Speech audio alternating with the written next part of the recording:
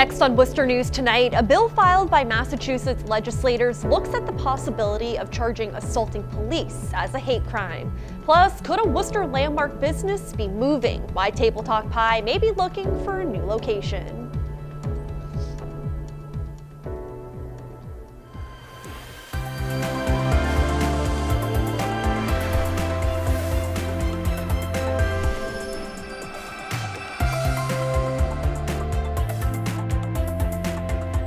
Good evening and thanks for joining us. I'm Olivia Lemon. More on those stories in a moment, but first, pop-up showers across the area this evening. Temperatures reaching in the 90s today, and we may see more of the same tomorrow. Let's get a first look at our local forecast for more. Hey, good evening. I'm meteorologist Pamela Gardner. We did have a couple pop-up showers and thunderstorms early this afternoon, and those will continue to dissipate as we lose the daytime heating, the sun sets, and overnight tonight we're going to be dry and mostly clear. A few clouds here and there left over by 7 o'clock, down to 80 degrees. 74 degrees by 9 o'clock, 11 o'clock, 73. Warm and muggy. The tropical air mass will remain in place. And overnight lows in the low 70s. Not a lot of relief from the heat from earlier today. And we're on our way to more intense heat for tomorrow afternoon. Worcester Hills 93 degrees, Merrimack Valley 94. If you're traveling across the North Shore to the South Shore, in the low 90s, and Metro West 94 degrees. In Worcester, we're going to be very warm and humid. There's a chance for some scattered rain and thunderstorms once we go into Wednesday. This will help to cool us off and refreshing air back for the end of the work week forecast. I'll have your exclusive 10-day in just a few minutes. All right, thank you, Pamela. A heat advisory and last week's triple-digit temperatures have many searching for ways to stay cool. True Value Hardware on Hamilton Street has sold dozens of air conditioners, fans, and kiddie pools. During the last heat wave, the store sold out of ACs. Manager Eric Spencer says every customer he's seen Monday is talking about the heat. He says his business is heating up again, too. The small air conditioner, we sell a lot of them. My distribution ran out of them, so they're on a back order right now, the small ones. So, you know, we're fielding a lot of calls and questions about air conditioners because some places are out of air conditioners. Right, so true. There is a cycle with the shop. And Spencer expects business to be just as busy tomorrow with temperatures remaining in the 90s. He says the longer the heat wave, the better for their air conditioner sales. A bill filed at the State House looks at the possibility of charging assaulting a police officer as a hate crime. Some police chiefs in central Massachusetts say troubling incidents in nearby states like New York are concerning, and having an added protection like this may be the key to stopping attacks on officers. Our Chandler Walsh joins us live now with more on the bill. Chandler. Olivia, State Representative Joseph McKenna signed onto this bill. Local police departments say they haven't experienced anything like the attacks in New York City, but say harsher penalties are still important. Police officers in New York City are doused with water. The incidents this month have legislators here in Massachusetts calling for more protection for officers. Oh, they not stop me! One proposed bill would make assaulting an officer a hate crime. Dudley Police Chief Stephen Weiner thinks it's worth considering. Police officers, firefighters, correction officers, people are just trying to do their job. When people go out and attack them specifically for that, or cause certainly some serious injury, or even just impede or interfere with them just trying to do their lawful job, that's a big issue. In Webster, Police Chief Michael Shaw says the department has a good relationship with their community, but his officers still experience their share of disrespect. He says it's nice to see the legislature take action. Our line of duty deaths are continuously going up. You know, officers are being ambushed more, being killed by gunfire more than they have in years past. So that's obviously a disturbing trend. Shaw says the bill could be part of the solution to making the job safer. If it makes at least one person stop and think and maybe helps one officer not get hurt, then I think it served its purpose. Chief Weiner says harsher penalties may deter people from acting out against an officer. I've always looked at it like if a person is willing to assault a police officer, what are they willing to do to the average citizen that's out there? Both chiefs find the incidents in New York City disturbing and say this behavior shouldn't be tolerated. Nobody, no matter what they do, should ever be treated like that. I think regardless of whatever you look at, it's an assault. And again, those people should be dealt with in a serious manner. There's also another proposed bill in the state which would add protections for police officers. This bill would make interfering or resisting with first responders punishable with a year-long jail sentence. Olivia? All right, Chandler, thank you for that. An alert business owner notifies Sutton police to a truck running in the area of John Road with no one inside of it. When police arrived on scene, they discovered items scattered across the roadway. Sutton police say the items match the description of items stolen from the Millbury Best Buy hours before. Both police departments had responded to an active break-in early this morning where 4 people forced their way into the Best Buy store. The Mass State Police Crime Scene Unit is also working to help identify who left the items behind. A Worcester Superior Court judge denies a request for a preliminary injunction to allow Our Lady of Mount Carmel Church's demolition.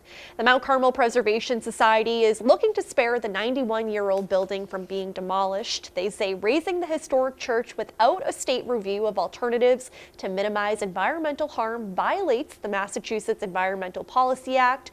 According to the Telegram, the judge says the plaintiffs, the Preservation Society, have failed to establish a substantial risk of irreparable harm if their requested injunction was not granted. Meanwhile, the diocese argues the church is a threat to public safety. A staple dessert maker has been based in Worcester for more than 7 decades, but now with a minor league team coming to the city, Table Talk Pie is wondering if they can still operate in their current location. Polar Park is being built adjacent to the company, and they say it may be difficult to get in and out. Our Brittany Schaefer joins us live now from the Canal District with more. Brittany. Olivia, I'm on Washington Street, which is the main route for Polar Park construction vehicles, but also for Table Talk Pie shipments. They say the traffic and lack of parking is making them consider a move. Table Talk Pies has been in the Canal District for more than 70 years, but the construction of Polar Park has the dessert maker wondering if 2 powerhouses can work so close to each other. Groundbreaking ceremony. And we saw that with all the people descending upon, this area, which was a great turnout, a great event.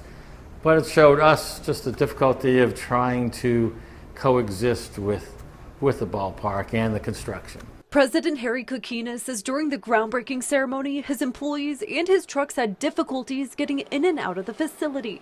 He says he's worried it could happen more often when the team plays ball in 2021. Parking, trucks trying to get out, our employees trying to come into work. Guy told me he had to circle around for about a half hour just trying to find a place to park. The family business, billed as America's favorite pie company, is now considering relocating. Kokina says he would need 100,000 square feet and 4 acres, which isn't easy to come by. Surprisingly difficult to find large pieces of land here in Worcester that are suitable for bakery production. Not quite as many opportunities as we would have hoped. Table Talk says a move isn't definite, but it's something they're leaning towards, and they'd like to stay in the city where it all started. I believe it makes a huge impact.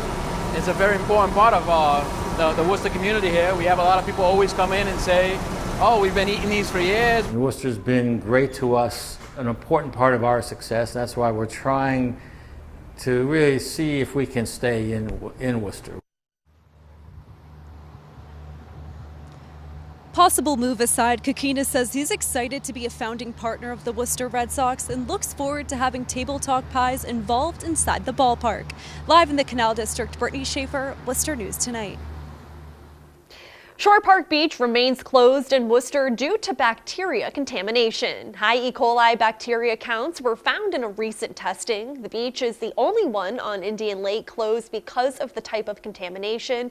It will remain closed until further testing is done and acceptable levels of the bacteria are found.